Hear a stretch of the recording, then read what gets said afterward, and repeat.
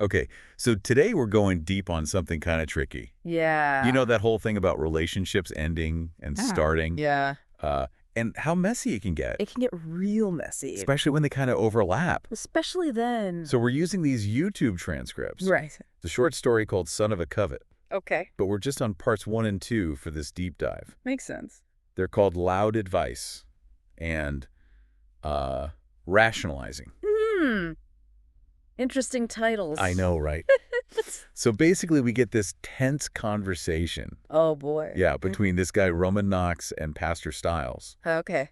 And Roman's in this tough marriage situation, Oh. but he's already engaged to someone else, Nisha. Whoa. Hold on. So he's Yeah. still married but engaged. Yep, that's the drama. I can see why the pastor's involved. Exactly, and that's what makes this whole thing so interesting. Gotcha. It's like two totally different views on when it's okay to move on. Right, right. Is it about the legal stuff? Yeah, Your yeah. divorce papers? Yeah. Or is it more about, your feelings and, like, processing everything? Huge question, right? Like, when is it truly over? Right, and that's what we're going to unpack. I'm ready. Let's dive in. Okay, so first up, let's hear what Pastor Stiles has to say. All right. So in part 1, he doesn't hold back.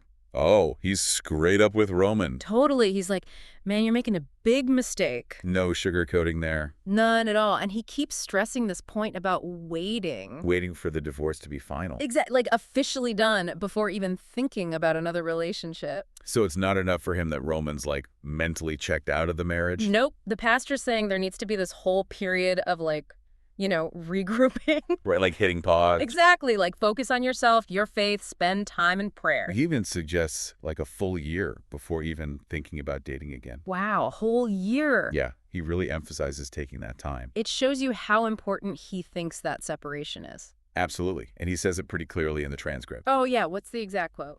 He tells Roman, you need to wait until after you're divorced before jumping into another relationship. You need a period to regroup, settle down with yourself, and start focusing on God and pray. So he's laying down the law. He is. But Roman's reaction is like the opposite of what he wants. I'll bet. Yeah, in part 1, Roman just shuts him down. Oof. Completely. He's like super dismissive. What does he say? He basically tells the pastor to mind his own business. Wow. Okay, straight to the point. Yeah, like, I think it's best that you mind your business. Ouch. So, not receptive at all. Not even a little. And the transcript mentions him leaning forward in his chair like he's about to bolt. Oh, man, that body language speaks volumes. And then there's this sigh from the pastor. I bet it was a heavy one. Total disapproval. Just like, yeah, this guy isn't listening. You can almost hear it. Right. But Roman's big argument is that his marriage is already over. So he's saying it's a done deal. Exactly. Like, it doesn't matter what the papers say. But that's where their views clash so hard. Right? The pastor wants that formal ending the emotional closure. And Roman's like, nah, it's over in my head, so I'm good. And that takes us to part 2, rationalizing, where it gets even more intense. Okay, so what happens? Well, Roman actually ends the meeting early. What? He just leaves. He just gets up and says, I've got somewhere to go. So, bye. So abrupt, not even trying to be polite. Nope. And what's fascinating is we get his thoughts as he drives away. Oh, so like an internal monologue. Yeah, and he's trying so hard to justify what he's doing. Makes sense. He's got to be feeling some kind of guilt, right? Maybe, but he keeps telling himself that his marriage has been over long before I met Nisha. So he's drawing his own line in the sand. He is, and there's this key line in the transcript. Yeah, what does he say? It's like, my marriage has been over, she knows it, so technically I have waited before getting into another relationship. As far as I'm concerned, my marriage has been over long before I met Nisha. So much repetition there, like he's trying to convince himself. Exactly, and it really highlights the difference between their perspectives. Right. The pastor's all about the formal stuff, the legal and emotional steps. And Roman's saying it's all about when he personally felt it was over. Which is a really tricky thing, right? Because whose timeline matters more? Huge question, and, we can't forget about the title of the story, Son of a Covet. Oh yeah, what's that about?